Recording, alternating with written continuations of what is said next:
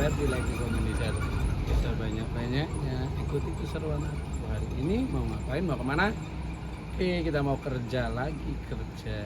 Kerja. Semangat kerja. Mbok kerja budal sik. Sik guys. Ngenteni koncone. Ngenteni koncone guys. Ngenteni koncone. Matane ngantuk. Ngantuk.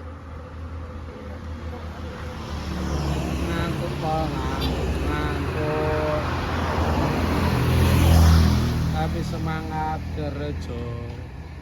Matane iki ngantuk lagi mulai. Iki digawakne apa? Gori.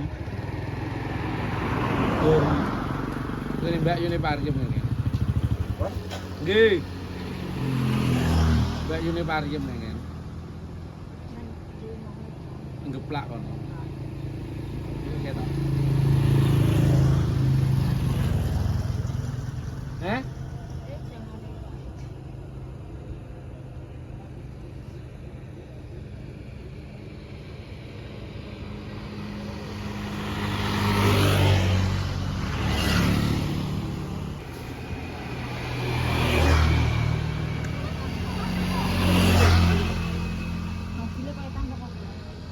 Wetan mau panggung wulan.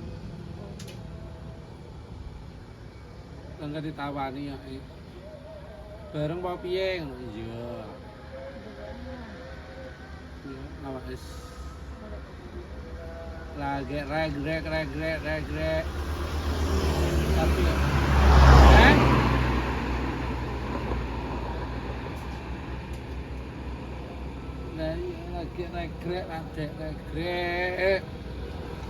Tapi ya tetap bangga semangat.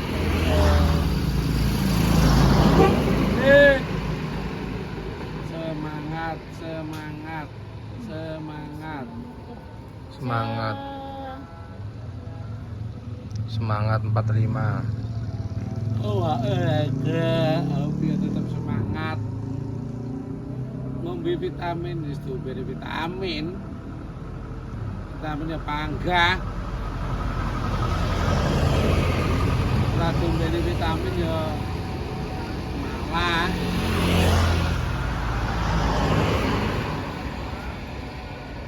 Ratu kayak vitamin ya malah. Manis. Kerja dulu ya, oke. Nanti Diduk akan dapat saweran banyak. Nanti buat beli pakanmu, oke.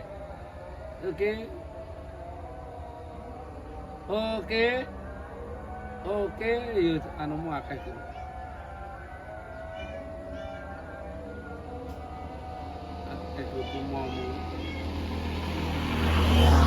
Kumomu akeh.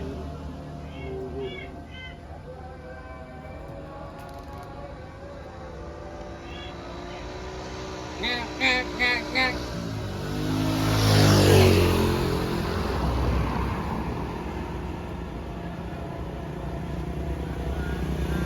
Koyo guys, pedose mbok sinep. Ya, Duh, metu to. anake pira, Mbok? Oh, loro. Delok ya. Ketok perang iki. Ya, jeda dulu, guys. Nah, iki lho guys, teko mobil iki guys. Santap kan kok. Ayo, dari gawang. Niki kok kono.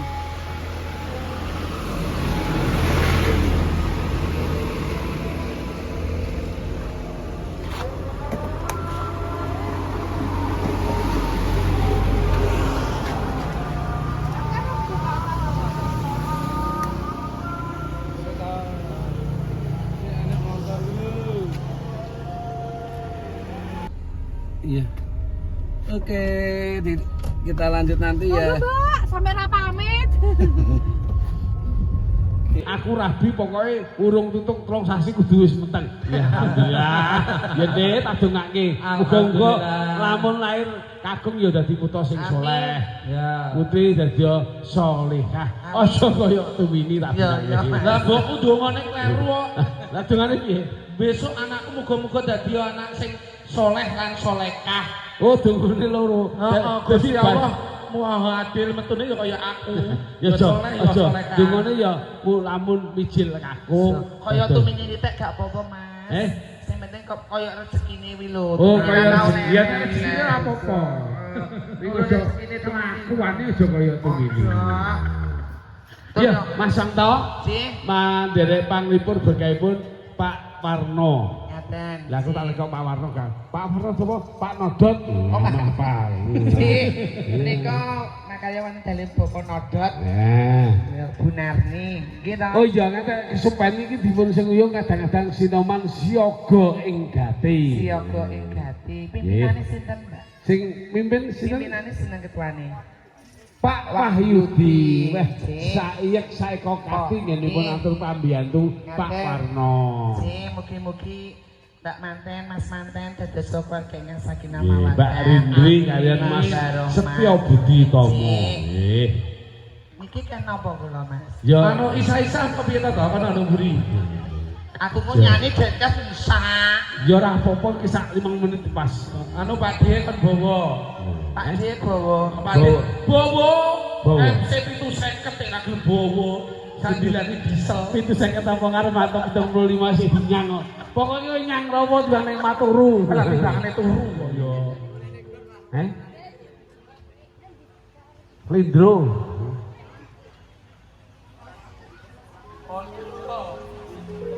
Mama rujiting ati. Lah manto aja baleni gawean lanang. Ora, wong wingi ngelap kok. Rujiting kalih wis saiki wis lelaki sejati. Saiki aku ngene genten kok ya. Lara apa ayo Kang lanang kok kemayu. Nadya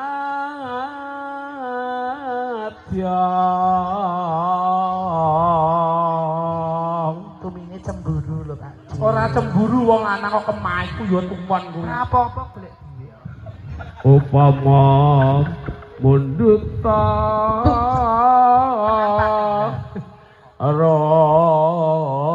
mi padine Tumini karo ngrokok. Ya, aku roh kok. Ora bojo. Tartamtu ta ruti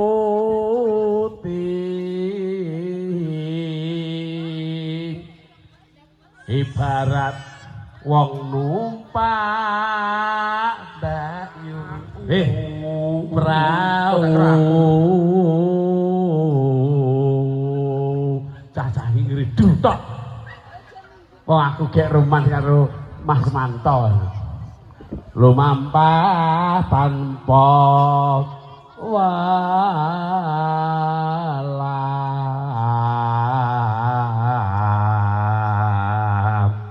ning madyaning jolom nidin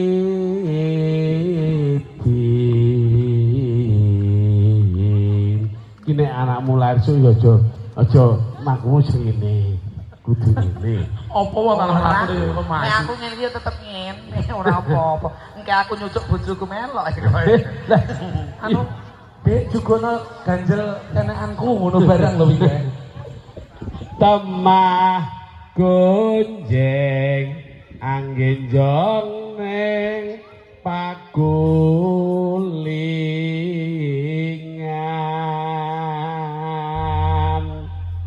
rabi kok ya kagetku ciri khasku tak koni ngono ciri nek wis suka dibane saiki wis ora ciri kok wis bolong aku wis gak ciri kok ora kaya Tumini kok ciri ya yo bek sing penting itu duit ya wis ciri selawase ora aja apa ngerti tahun ngarep aku rabi alhamdulillah Sido karo lanang apa wedok Ya saeneke. Lah kok medeni.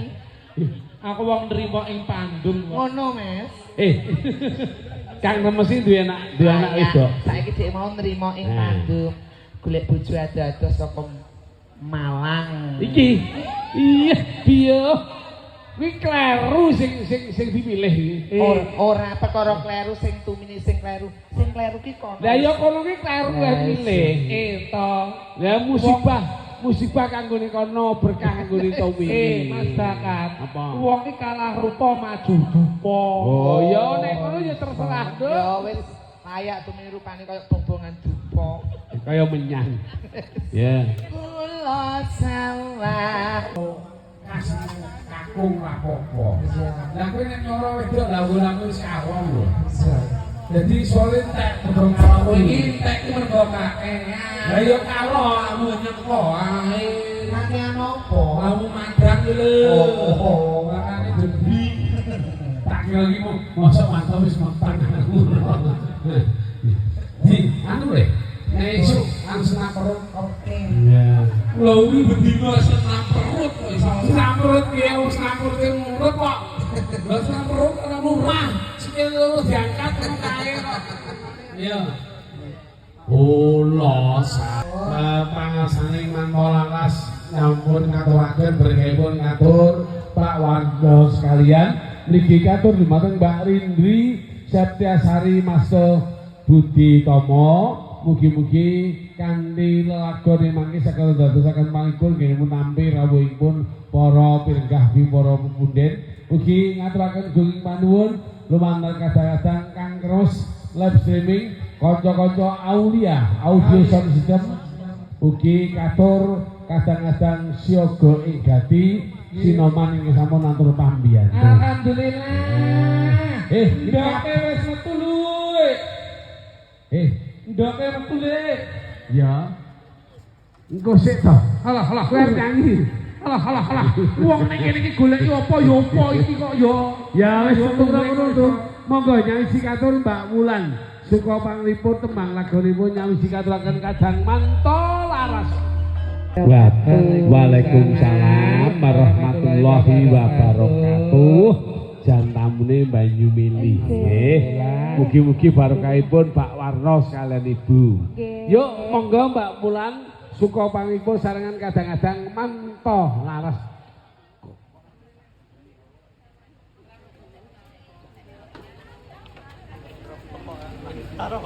Iya.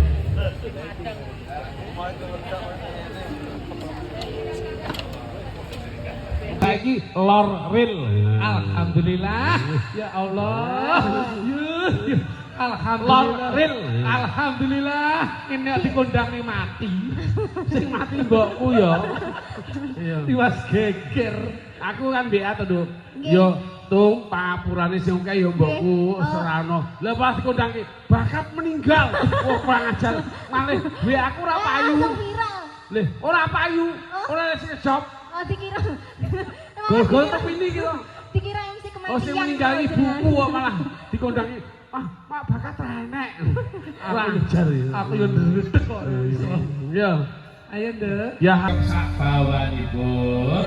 Matur sembah nuwun sarengan masih kanca-kanca kadang-kadang manto laras piyungan bergabung katur Pak Warno sekalian bergabung Mbak Rindri kalian Mas Tio Budi Utomo. Yang kedua kadang-kadang Widowati manto laras mau Mas Manto, Mbak Dian, Mbak Wulan Sapun. Yuk monggo katur Mbak Fafa tembang lagunipun pilih sadèrèngipun pamundhut lagon.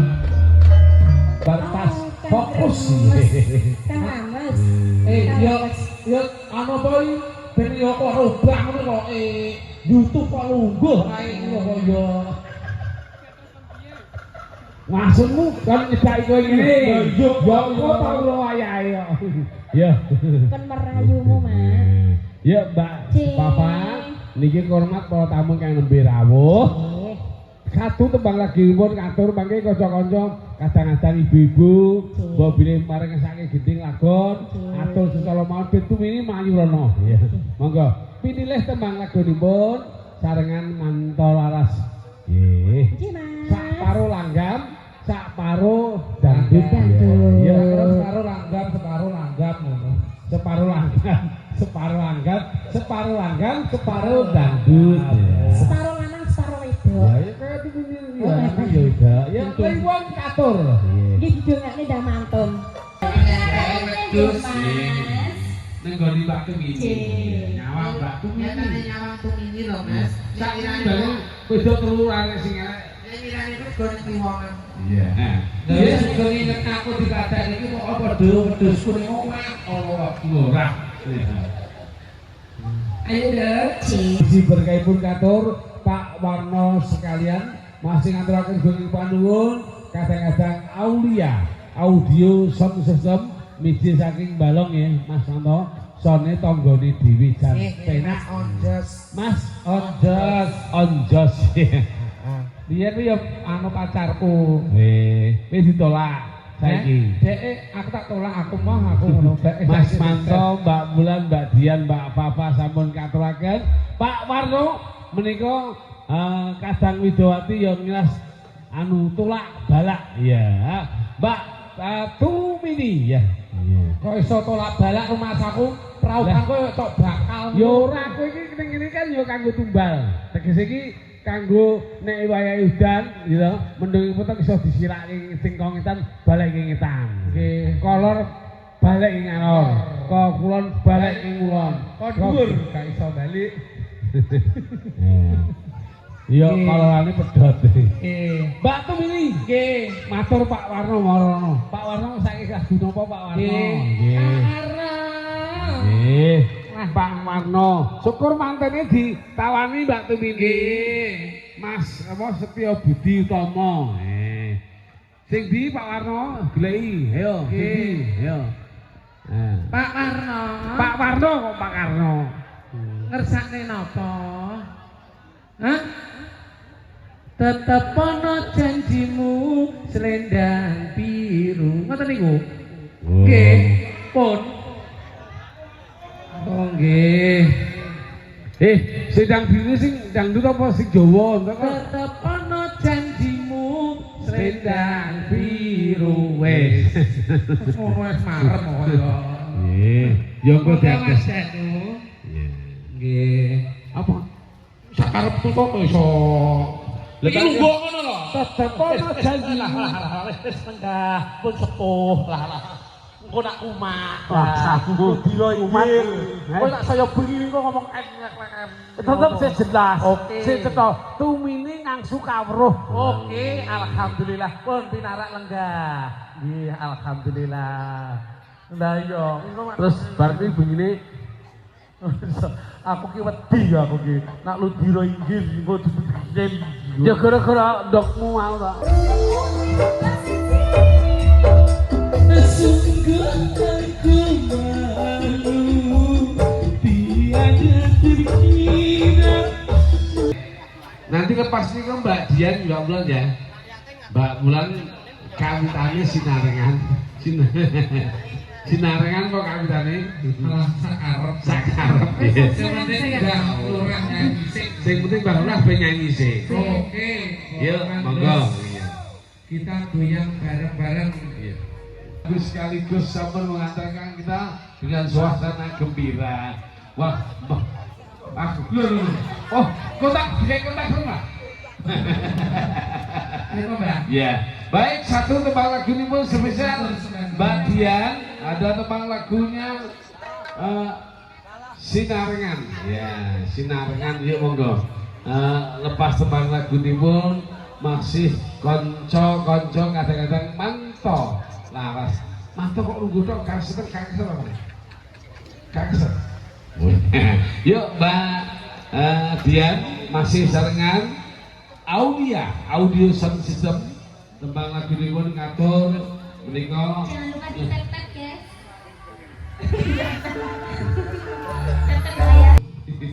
Uga wae gede kok. Iya, bandnya Mbak Tumini. Yuk, Mbak Tumini, ini masih ada 2 lagu. Nanti permintaan dari manten Bahtera Cinta dan juga Pak Pur tadi ngesakri lagu Terpaksa. Ini Kak Tumini gak menghayati. Kalau bawa anu mana? Pokoknya saya Ampune saya iya.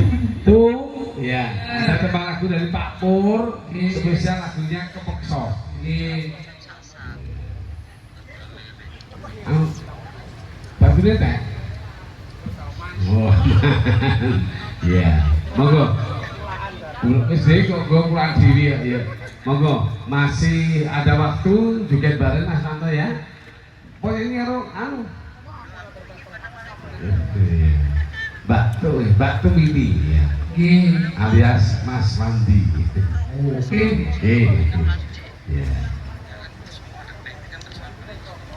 Terpaksa. Jadi Pak Manten minta lagunya Bahtera Cinta. Ya. Semoga bahagia selalu mengarungi bahtera rumah tangga. Yuk, monggo. Tu Mini ya.